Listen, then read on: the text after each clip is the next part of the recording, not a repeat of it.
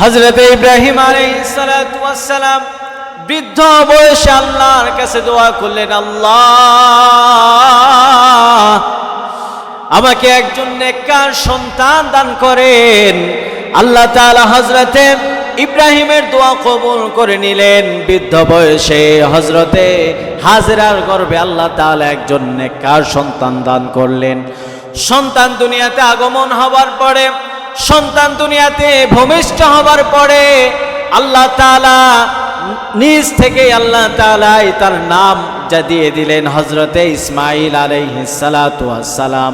দুনিয়াতে যখন ইসমাঈল আগমন করলেন, বাবা তার সন্তানকে বৃদ্ধ বয়সে পাবার পরে সন্তানকে দীর্ঘ ভালোবাসা দেয়, সন্তানকে বুকের মধ্যে জড়ায় নেয় আর সন্তানকে চুমু খায় আর আদর করে।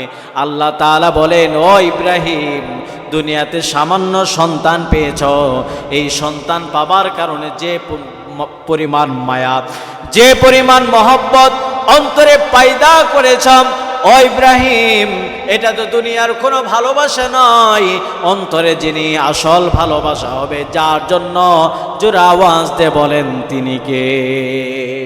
আল্লাহর জন্য আমাদের অন্তরে ভালোবাসা থাকতে হবে, কম না বেশি, অন্তরে আল্লাহর জন্য ভালোবাসা থাকতে হবে। আল্লাহ বলেন যে আমার জন্য কাজ করবে, যে আমাকে ভালোবাসবে, ওয়ালা খাউফুন আলাইহিম ওয়ালা হুম ইয়াহজানুন, ওই বান্দার সামনেও কোনো ভয় নাই, পিছনেও বান্দার বিন্দু পরিমাণ ভয় রাখবেন না। তিনি কে? আমার ভাইয়েরা, হযরতে ইব্রাহিম তার সন্তানের ভালোবাসা দেখে আল্লাহ বললেন, ইব্রাহিম তোমার পরীক্ষা শুরু হয়ে গেল।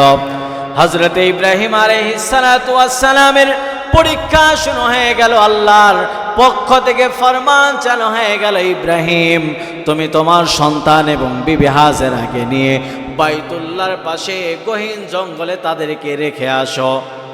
আল্লাহর অর্ডার হয়ে গেল।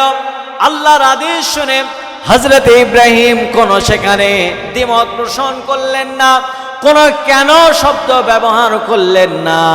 তার কারণ মুমিনকে আল্লাহ যেটা আদেশ করেন, মুমিন সঙ্গে সঙ্গে সেটাকে ওই জায়গায় মুমিন সঙ্গে সঙ্গে সেটাকে মেনে নেয়। সামিআনা ওয়া আতানা, যা শুনলাম তাই মানলাম, এটা মুমিনের সিফাত। প্রশ্ন করা এটা নাস্তিকতা, আর মেনে নেওয়া এটা হলো আল্লাহর পক্ষ থেকে ভালোবাসা, ঠিক কিনা আমার ভাইয়েরা? হযরতে ইব্রাহিম কোনো কথাই বললেন না। বিবি হাজেরা এবং তার সন্তান ইসমাইলকে নিয়ে গহীন জঙ্গলে বাইতুল্লাহর পাশে নিয়ে চলে গেলেন। আমার ভাইয়েরা, বাইতুল্লাহর পাশে নিয়ে চলে গেলেন। বাইতুল্লাহর পাশে গহীন জঙ্গলে তাদেরকে রেখে যখন হযরতে ইব্রাহিম রওনা দেয়, বিবি হাজেরা ডাক দিয়ে বলো, ও প্রাণের স্বামী আমার, আপনি আমাকে, আমার সন্তানকে এখানে আপনার ইচ্ছায় রেখে যাচ্ছেন নাকি আল্লাহর ইচ্ছায় রেখে গেলেন? হযরতে ইব্রাহিম হাতের আঙ্গুল উঁচু করে দিয়ে বলে, বিবি আমার ইচ্ছায় আমি তোমাকে রেখে গেলাম না, ওই আসমানের মালিক আদেশ করেছেন, এই আসমানের মালিক আদেশ করার কারণে এখানে তোমাকে রেখে গেলাম। হযরতে হাজেরাকে রেখে সেখান থেকে চলে গেলেন। হাজেরাকে রেখে যাবার সময় ইসমাইল পাহাড়ের চূড়ায় উঠলেন, পিছন দিক থেকে মায়ার নজর করে তাকায় দেখলেন। আবার পাহাড়ের নিচে চলে গেলেন।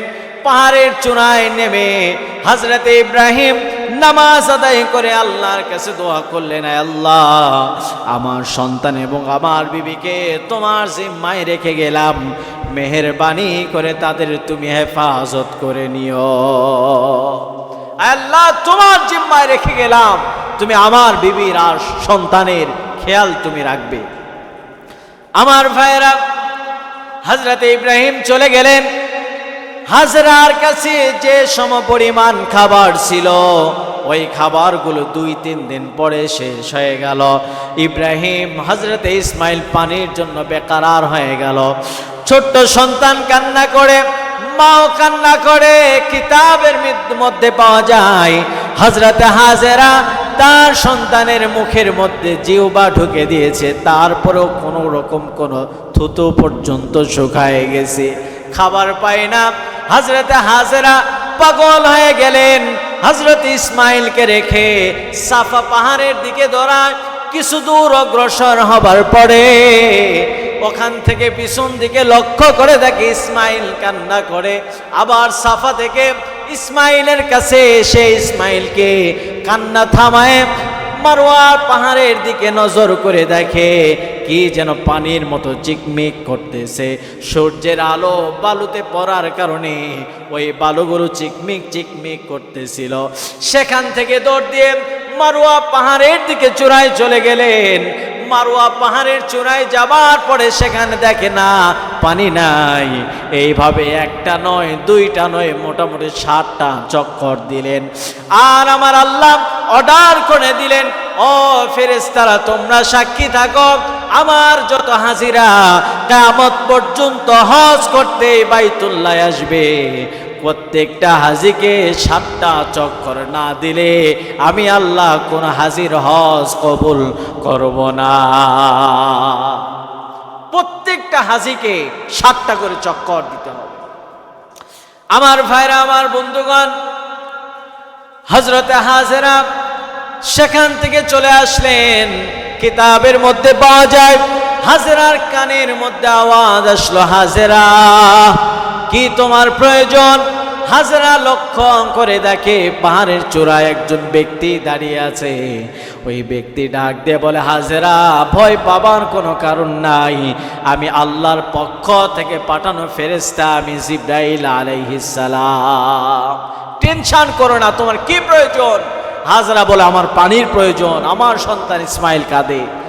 কিতাবের মধ্যে পাওয়া যায় হযরত জিবরাইল আলাইহিস সালাতু ওয়াস সালাম তার পাখা দ্বারা সেই মাটিতে পাথর আঘাত করার সঙ্গে সঙ্গে আল্লাহ তাআলা সেই পাথরের ভিতর থেকে ঝরঝর করে পানি বের করে দিয়েছেন, বলি সুবহান। আমার ভাইরা, হযরতে হাজেরা পানি খাইলেন, হযরতে শিশু ইসমাইলকে পানি পান করাইলেন। আর হযরতে হাজেরা তার নিজ ভাষায় বললেন, জমজম থেমে যা, জমজম থেমে যা। ওই যে সেখান থেকে জমজম শুরু হয়েছে। আজও হাজিরা মক্কায় হজ করতে যায়, মিলিয়ন মিলিয়ন বিলিয়ন ডলার পানি নিয়ে আসে, কিন্তু এই কূপের ভিতর থেকে বিন্দু পরিমাণ পানি কমেও না। সুবহানাল্লাহ। এত পরিমাণ হাজিরা পানি আনে, এক বিন্দু পরিমাণ পানি সেখান থেকে কমে না। প্রিয় ভাইয়েরা আমার, হাজেরা আলাইহিস সালাতু ওয়াস সালাম পানি পান করলেন, নিজের সন্তান বাঁচলেন, হাজেরাও বাঁচলেন। সেখান থেকে ওই রাস্তা দিয়ে অতিক্রম করত সিরিয়ার কিছু ব্যবসায়ী কাফেলা, যাইতেন হযরতে হাজেরার কাছে পানি চাইতেন। হযরতে হাজেরা আলাইহিস সালাতু ওয়াস সালাম তাদেরকে পানি দিতেন। ওই পানি নিয়ে পানি পান করতেন। ধীরে ধীরে সেখানে ফলের ফলাদির গাছ শুরু হয়ে গেল, সেখানে বসত বাড়ি হয়ে গেল, বিন্দু পরিমাণ আর জঙ্গল পাওয়া গেল না। হযরতে হাজেরা সেখানে বসবাস করতে লাগলেন। দীর্ঘ সময় পরে হযরতে ইব্রাহিম আলাইহিস সালাতু ওয়াস সালামকে আল্লাহ তাআলা স্বপ্ন যুগে দেখায় দিলেন, ও ইব্রাহিম, তুমি তোমার সবচেয়ে প্রিয় বস্তুটাকে কুরবানি করে দাও, সবচেয়ে প্রিয় বস্তুটাকে তুমি কুরবানি করে দাও। হযরতে ইব্রাহিম ঘুম ভেঙে গেল। সকালবেলা ঘুম থেকে উঠে তার প্রিয় বস্তু 100টা উট আল্লাহর রাস্তায় কুরবানি করে দিলেন। আল্লাহ তাআলা পরের রাতে আবার স্বপ্ন দেখায় বললেন, ও ইব্রাহিম, তোমার প্রিয় বস্তুটাকে আল্লাহর ওয়াস্তে তুমি কুরবানি করে দাও। হযরতে ইব্রাহিম চিন্তা করলেন, আমার প্রিয় বস্তু ছিল আমার উট, সেগুলোকে কুরবানি করে দেবার পরে আল্লাহ আবার অর্ডার করলেন, তোমার প্রিয় বস্তুটাকে কুরবানি করে দাও। হযরতে ইব্রাহিম বলে, আমার বোঝার কোনো বাকি নাই, আমার প্রিয় সবচেয়ে প্রিয় জিনিস যদি কিছু থেকে থাকে সেটা হলো আমার প্রিয় ইসমাইল। হযরতে ইব্রাহিম পরের দিন রওনা দিয়েছে ওই বাইতুল্লাহর পাশে যেখানে হাজেরা এবং ইসমাইলকে রেখে আসছিলেন। সেখানে উপস্থিত হয়ে দেখে সেখানে আর কোনো জঙ্গল নাই, অনেক বসত বাড়ি তৈরি হয়ে গেছে। আমার ভাইরা, সেখানে যাবার পরে লক্ষ্য করে দেখছে কিছু ছোট্ট ছোট্ট বাচ্চারা সেখানে খেলাধুলা করতেছে। সেখানে গিয়ে ডাক দিয়ে বলে, ও ছোট্ট ছোট্ট বাচ্চারা, তোমরা কি হযরতে ইসমাইলকে নামে কোনো বাচ্চাকে চিনো নাকি? বলে, হ্যাঁ আমরা ইসমাইল নামে কাউকে চিনি। বলে, কেমন করে চেনো? বলে, আমরা যখন বিকালবেলা মাঠের মধ্যে খেলাধুলা করতাম, ওই ছোট্ট ইসমাইল ওই যে পাশে ওখানে বসে থেকে আমাদের খেলাধুলা দেখতো, আর ডানে বামে তাকায় তাকায় কাকে যেন মনে মনে তালাশ করত। ইব্রাহিম বলে, ইসমাইলের ঘর কোনটা আমাকে দেখায় দাও। সেখানে গিয়ে হযরত ইব্রাহিম তার ঘরের সামনে চলে গেলেন। ঘরের সামনে গিয়ে যাবার পরে হযরত ইসমাইলকে ইসমাইল বলে ডাক দেয়। ইসমাইল বলে, কে? তাকে তো চিনে না। ইব্রাহিম বলে, ও আমার কলিজার টুকরা সন্তান, দীর্ঘদিন আগে তোমাকে রেখে আল্লাহর আদেশে হিজরত করে চলে গিয়েছিলাম। আমি তোমার জন্মদাতা পিতা হযরতে ইব্রাহিম আলাইহিস সালাম। সুবহানাল্লাহ। হযরতে ইব্রাহিম আলাইহিস সালাতু ওয়াস সালাম বললেন, আমি তোমার পিতা। সন্তান পিতাকে জড়ায় কান্না করে, পিতাও কান্না করে। হযরতে হাজেরা আলাইহিস সালাতু ওয়াস সালাম বলে, প্রাণের স্বামী, আপনাকে আমি পাওয়ার জন্য, আপনাকে আমি দেখার জন্য কতদিন রাস্তার দিকে তাকিয়েছিলাম, কতদিন হয়ে গেল আপনি আসেন না। হযরতে ইব্রাহিম আলাইহিস সালাতু ওয়াস সালাম তার সন্তানকে তৈরি করে নিলেন। তৈরি করে তার সন্তানকে নিয়ে রাস্তা দিয়ে যখন রওনা দিলেন, আমার ভাইরা, আমার বন্ধুগণ, আল্লাহ তাআলা অর্ডার অনুযায়ী তাকে কুরবানি করার জন্য যখন নিয়ে যায়, আমার ভাইরা, এই সময় হাজেরার কাছে ইবলিস শয়তান এসে হাজেরাকে ধোঁকা দিয়ে বলে, হাজেরা, তুমি কি জানো তোমার সন্তানকে কোথায় নিয়ে যাচ্ছে? তোমার সন্তানকে কুরবানি করার জন্য ইব্রাহিম তাকে নিয়ে চলে যাচ্ছে। হাজেরা বলে, অসম্ভব, হতে পারে না, আমার সন্তানকে কুরবানি করতে পারে না। ইবলিস বলে, আল্লাহর আদেশ, অবশ্যই কুরবানি করে দিতে হবে। আল্লাহর অর্ডার হয়েছে, অবশ্যই কুরবানি করব। হযরত হাজেরা বলে, আমার একটা ইসমাইলকে কেন, আল্লাহর যদি আদেশ হয়ে থাকে আমার 100 ইসমাইলকে আমি কুরবানি করার জন্য আমি হাজেরা প্রস্তুত রয়েছি। চিৎকার দিয়ে বলেন সুবহান। আমার ভাইরা, হযরত ইসমাইলকে নিয়ে যখন হযরতে ইব্রাহিম আলাইহিস সালাতু ওয়াস সালাম রওনা দিচ্ছেন, রাস্তা দিয়ে যায়, এবার হযরতে ইব্রাহিম তার সন্তানকে পরীক্ষা করার জন্য বলছে, বাবা ইসমাইল, গতকাল রাতে আমি স্বপ্ন দেখলাম আল্লাহর পক্ষ থেকে তোমাকে কুরবানি করেছি, তুমি কি বলো? হযরত ইসমাইল বলছে, বাবা, আল্লাহর পক্ষ থেকে যদি হয়, দেরি করার কোনো অপশন নাই, দ্রুত করে আপনার স্বপ্ন বাস্তবায়ন করেন, আমি ইসমাইলকে কুরবানি করেন, তা না হলে দেরি হয়ে গেলে আল্লাহ তাআলা নারাজ হয়ে যাবে, দ্রুত আমাকে কুরবানি করে দেন। বলি সুবহানাল্লাহ। আমার ভাইরা, কেমন বাবা, কেমন সন্তান, কেমন মা, কুরবানির জন্য প্রস্তুত হয়ে গেল। আমার ভাইরা, কুরবানি করার জন্য যখন পাহাড়ের চূড়ায় নিয়ে চলে গেলেন, পাহাড়ের চূড়ায় যাবার পরে হযরতে ইসমাইল তার বাবাকে ডাক দেয়া বলে, আব্বু, আমাকে যদি বাড়িতে থাকতে একটা বার বলতে, ইসমাইল, তোমাকে কুরবানি করার জন্য নিয়ে যাই, বাবা, আমি একটা বার আমার মায়ের কাছ থেকে আমি বিদায় নিয়ে আসতাম।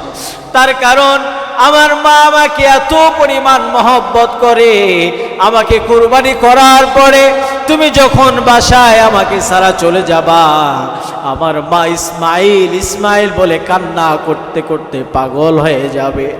বাবা, একটা বার যদি বলতা, আমি মায়ের কাছ থেকে বিদায় নিয়ে আসতাম, তবে কোনো আফসোস নাই, আমার মার কাছে গিয়ে তুমি একটু আমার মাকে সান্ত্বনা দিবা।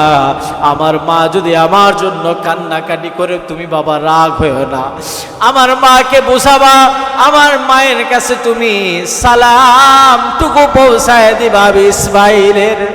আর বাবা, তোমার কাছে আমার আবদার, তুমি তোমার চোখ দুটো বেঁধে নাও, তার কারণ আমাকে কুরবানি করার সময় তোমার চোখ যদি আমার প্রতি পড়ে যায়, আমার চোখের মধ্যে যদি পড়ে যায়, তুমি তোমার বাবার আমার প্রতি মায়া লেগে যাবে, তুমি কুরবানি জবাই করতে পারবা না। আর বাবা তোমার কাছে আমার আবদার, আমার পা দুটো বেঁধে দাও, আমার হাত বেঁধে দাও, তার কারণ কুরবানি করার সময় আমার পা যদি তোমার শরীরে লেগে যায় বেয়াদবি হয়ে যাবে, আল্লাহ নারাজ হয়ে যাবে। আমার ভাইরা হযরত ইব্রাহিম তার চোখ দুটো বেঁধে নিলেন, নিয়ে এবার ধারালো ছুরি নিয়ে যখন ইসমাইলের গলার মধ্যে চালাতে যাবে, আল্লাহ তাআলা বলেন, ও ছুরি খবরদার খবরদার, আমার ইসমাইলের বিন্দু পরিমাণ পশম যেন কাটে না। হযরত ইব্রাহিম যতই তরবারি চালায় না কেন, বিন্দু পরিমাণ কোনোভাবেই তার একটা পশম পর্যন্ত কাটে না, তার পশম কাটে না। হযরত ইব্রাহিম ছুরি নিয়ে পাথরের মধ্যে আঘাত করলেন, পাথর দুটুকরো হয়ে গেল। আল্লাহর অর্ডার হয়ে গেল, জিবরাইল আমার ইব্রাহিমের ছুরির নিচে দ্রুত করে জান্নাত থেকে একটা উট পাঠিয়ে দাও। হযরতে ইব্রাহিমের নিচে হযরতে জিবরাইল একটা উট পাঠিয়ে দিলেন। হযরতে ইব্রাহিম ছুরি দিয়ে আঘাত করলেন, উট জবাই হয়ে গেল, দুম্বা জবাই হয়ে গেল। হযরতে ইব্রাহিম তার চোখের কাপড় খুলে দেখতেছে তার সন্তান ইসমাইল দাঁড়ায় আছে, তার ছুরির পাশে তার ছুরির নিচে একটা আল্লাহর পক্ষ থেকে উট দুম্বা কুরবানি হয়ে গেছে।